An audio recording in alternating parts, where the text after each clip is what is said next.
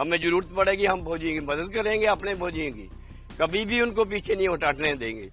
तो क्या इनसे हम नहीं डरते? आते दिन चलता रहता। अब तो काफी टाइम के बाद हुआ, 7-8 साल के बाद यहाँ पे सीज फायर का उल्लंघन। नहीं तो बंद था सब कुछ। बोल रहे कि मशीनें बंद कर दो और जल्दी जल्दी घर में आ जाओ। Pakistan Army continued to engage in unprovoked firing along the Jammu and Kashmir's line of control in multiple sectors across 4 border districts, officials informed. The Indian Army responded effectively and proportionately to it, the officials said. This marked the 6th consecutive night of ceasefire violations by Pakistan along the LOC. Sir रात को ना 8:30 पौने 9 के बीच firing हुई और 3-4 बार ही हुआ और उसके बाद बंद हो गया। हम गेहूं काट रहे थे हम ना, तो फोन आया हमें, बोल रहे कि मशीनें बंद कर दो और जल्दी जल्दी घर में आ जाओ। तो हमने मशीनें लाइटें ऑफ की, उधर से मशीनें लाई और फिर इधर आकर ना हमने बंद कर दी और घर में आ गए। तो उसके बाद कुछ नहीं हुआ। हाँ। तो थोड़ा सा मतलब काफी बड़ा फायर था या छोटा ही था? सर छोटा ही हुआ था। हाँ, रात को कोई 10-12 राउंड फायर हुए होंगे। तो हमारी ओर से भी जवाबी कार्रवाई हुई है। तो ये आते दिन चलता रहता। अब तो काफी टाइम के बाद हुआ, 7-8 साल के बाद यहाँ पे सीज फायर का उल्लंघन। नहीं तो बंद था सब कुछ। अभी थोड़ा फसल की कटाई चल रही है। हमें तो इन चीजों की आदत है पहले की, क्योंकि हम इधर ही रहते हैं। कहाँ जाना हमने भागकर, आगे जा नहीं सकते कहीं, रोड रात ब्लॉक हो जाते, सारा वाटर एरिया ये। तो चलता है। अलर्ट में है? हाँ, बहुत अलर्ट में है इस समय। यहाँ पे फायर तो 3-4 राउंड उन्होंने फेंके हैं, उसके बाद हमारे से भी हुए हैं। सिर्फ ये इसी वजह से रुका है कि हमारी फसलें जो बिल्कुल तैयार है। आप तो जानते हैं किसान को इतना ही होता है कि 6 महीने के बाद अपनी फसल मिल जाए। तो जैसे हम भी बोलते हैं, इतने बड़े किसान नहीं है, लेकिन फिर भी मतलब ये उम्मीद है कि कुछ ना कुछ हमारे पास आ जाएगा। तो 7-8 साल के बाद इन्होंने ऐसा पंगा किया है। तो हम लोग तो मुंह तोड़ जवाब देंगे इसको, लेकिन 2-4 दिन के बाद अभी जो फसल कट जाती है उसके बाद तो छोड़ेंगे नहीं। हम तो साथ जाएंगे फौज के साथ, ताकि मतलब कि ये इसको ऐसा करने की जरूरत ना पड़े। वैसे भी यहाँ हमारे गांव में जो बॉर्डर एरिया है वहां तो वैसे भी मार खाते हैं।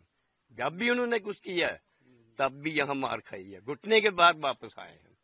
तो इसलिए छोड़ेंगे नहीं, क्योंकि इन्होंने जो किया है खास तौर इन्होंने हिंदुओं के नाम पर टारगेट किया है। तो उनको पकड़ के पहले उनको बोला, भाई आप कौन है, नहीं है तो कलामें पढ़ो। ये क्या मतलब है? ये तो मैं कहता हूँ जैसे हम टीवी में देख रहे हैं कि मतलब कि जो बोलते हैं उसका जो जर्नल है, मैं कहता हूँ उस जर्नल को आओ तो सामने आओ ना हमारे। तो कितना अलर्ट है यहाँ? गांव वाले सब अलर्ट है? गांव वाले हाँ बिल्कुल तैयार है, सभी तैयार बैठे हैं कि कभी मतलब जो भी होता है देखेंगे क्या है। हमें जरूरत पड़ेगी हम फौजियों की मदद करेंगे, अपने फौजियों की कभी भी उनको पीछे नहीं हटने देंगे। तो क्या इनसे हम नहीं डरते? मैं उड़ीसा आया हूँ इस टाइम। उड़ीसा आए हम। तो पाकिस्तान कहाँ कर रहे हैं? पाकिस्तान रावलपिंडी इस्लामाबाद। तो क्या क्यों भेज रहे हैं आपको, क्या बताया? देखिए कुछ नहीं कह सकते। मेरे इस टाइम पे जो मेरा थॉट प्रोसेस बिल्कुल काम नहीं कर रहा, मैं टोटली ब्लैंक हो गया हूँ। अभी मैं करंटली मैं परसू कर रहा हूँ अपना बैचलर्स इन कंप्यूटर साइंस। मेरा फाइनल सेमेस्टर चल रहा है। जून में मेरे एग्जाम्स थे, तो मेरे कुछ और प्लान्स थे कि एग्जाम्स खत्म करके मैं जॉब्स के लिए, इंटरव्यू के लिए मैं प्रिपेयर कर रहा था। लेकिन अचानक से जब सब चीज़ होना, ठीक है, ये बहुत अफेक्ट करती है। तो मेरा इस टाइम थॉट प्रोसेस बिल्कुल डिस्टर्ब हो गया है। ठीक है, मेरे को नहीं पता रिएक्ट कैसे करना है, क्या है क्या नहीं। अब जो चीज़ वहाँ पे हुई, किसने करी, क्या है क्या नहीं, वो किसका हक बनता है? एजेंसीज का हक बनता है उनको अच्छे से रिसर्च करके डीप उनका वो एनालाइज करके उनका आउटपुट देना। हम तो उसमें कुछ नहीं कर सकते ना। हाँ, हमें रिपोर्ट किया, हमें फ़ोन किया था नीचे पुलिस स्टेशन उड़ी से, बोला कि आप आ जाओ नीचे थाने में। तो हम लोग आगे सीधा, हम लोग वहाँ जी यहाँ का नहीं बना हुआ हमारा पासपोर्ट। हम एज ए पाकिस्तानी नेशनल्स वहाँ से पासपोर्ट अप्लाई करके थ्रू लीगल तरीके से आए थे हम। ठीक है, हम यहाँ पे 17 सालों से, हम 2008 में आए थे, 24/11/2008 में। तो हमने विद इन 15 डेज यहाँ पे आते ही हमने वीज़ा स्टे करवाया था। तो उस टाइम पे स्टेटहुड भी था, ठीक है, तो इनका अपना ये था।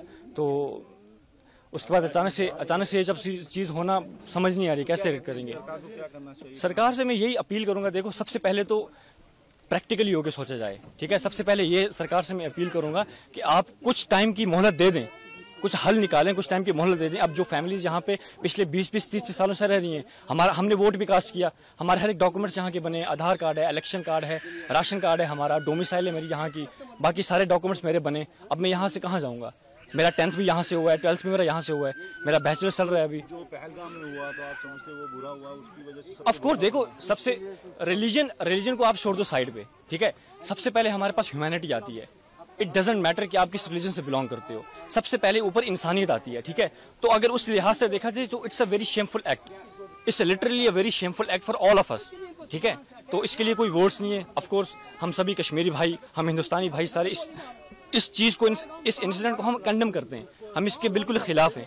अब सरकार को मैं यही देखो, सबसे पहले तो सरकार को मैं ये मांग करता हूं कि जिन्होंने भी ये चीज करी, आप उनको अच्छे से देखें, खोजें, उसके बाद उनके अगेंस्ट प्रॉपर एक्शन ले, हम आपके साथ खड़े हैं। दूसरी चीज, मैं इन फैमिलीज के माध्यम से यहाँ तो ये बोलना चाहूंगा कि हमें मोहलत दी जाए, ठीक है, प्रॉपर एक हल निकाला जाए। अब मेरी एग्जांपल ले लें, मैं कहाँ जाऊंगा? As I told you, I have done my 10th and 12th as well from this side, right? So अभी मैं परस्यू कर रहा हूँ बैचलर्स, तो मैं कहाँ जाऊंगा? वहां पे जाऊंगा, मेरा फ्यूचर क्या है वहां पे, है ना? मेरी एक्सपेक्टेशंस जहाँ की थी कि मैं ये कंप्लीट करूंगा, अपनी पढ़ाई फर्दर में क्या करूंगा क्या नहीं।